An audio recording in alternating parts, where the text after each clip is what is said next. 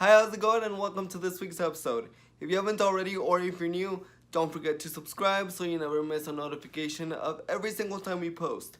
This week we've reached the final installment of the College Experience series, and I want to thank everyone who's shared their story. Emma, Sam, Martin, and today we're ending with Sandra, who is a really good friend of mine and has a vision impairment. She talks about what it was like for her knowing that people saw that she was different or that she had a disability and how she overcame that. Bring us home, Sandra. Hi everyone, my name is Sandra. I was invited by Miguel to contribute to his series, and I am really excited to do so.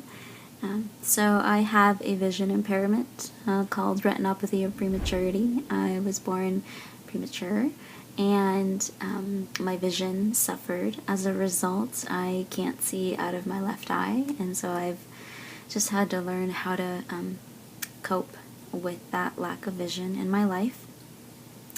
So what did I study? I studied English literature. I have always loved to read and write. And so when I went to college, it was just natural for me to pick something that I really loved, which was reading and writing and being able to do it every day, for 5 years. And so that's what I did. The decision to go to college was really easy. I've always loved academics and I've always done well, and so it was just natural for me to pursue that and to go on and continue studies. And it was something I was really excited to do for the most part. I didn't have a lot of fears going in to college. Maybe a fear of failure, not really knowing what I was getting myself into. But I was really excited, to be on my own and to be away from home and to really have the college experience. And so that was it was really good for me. As far as my vision impairment, it didn't impact like accessibility wise. I didn't have accessibility issues, but it did impact me socially, and it always has. It's just been difficult for me at times to interact with people. I have felt like judged or pitied because of my vision or my lack of vision.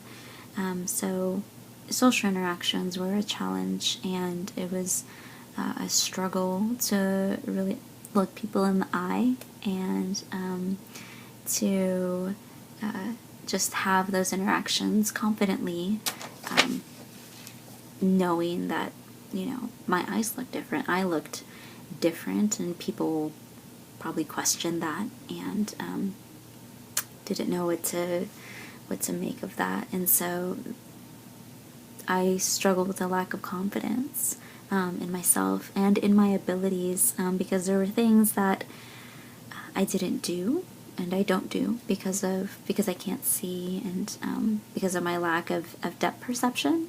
So I think that kind of like culminated into just thinking that there were things I just couldn't do, or things that I was afraid to do, just led me to believe that I couldn't do it. And so that has been difficult for me to navigate. Still, there are still days when I struggle. But attending college really helped me see that there were things that I could do and I could do well, and I could have friends and not be socially or too socially awkward or worry about what people thought about me when they looked at me. And it just gave me like more ground to stand on, to feel confident in myself. And that was really good for me. It was really good to look back and say, wow, I did that. Regardless of my struggle, I was able to do that. And so that was really good for me.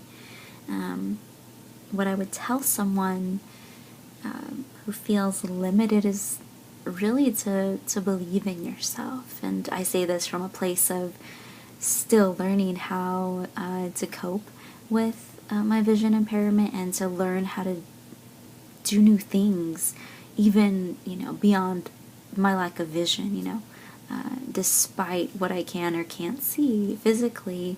I'm still learning how to do great things, right? And learning how to have confidence in myself and my abilities. And it's an ongoing thing. It's an ongoing journey. And so I would say to someone, believe in yourself, because really sometimes the obstacles that we place in our path is because we do it to ourselves. And we don't need to do that to ourselves. We don't need to allow a lack of confidence or somebody else's opinion or what the world thinks is not doable for people with disabilities or impairments to do. We're fully capable of doing things and believing in ourselves, and it can be hard to stand on that ground, but to do so, because we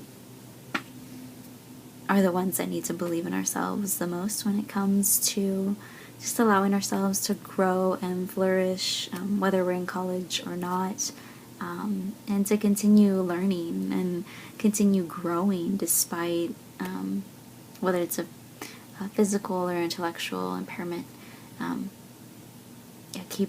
Keep doing life and keep challenging yourself, because it's important, and really nothing's impossible. And thank you guys, and thank you, Miguel, for this opportunity to share part of my story.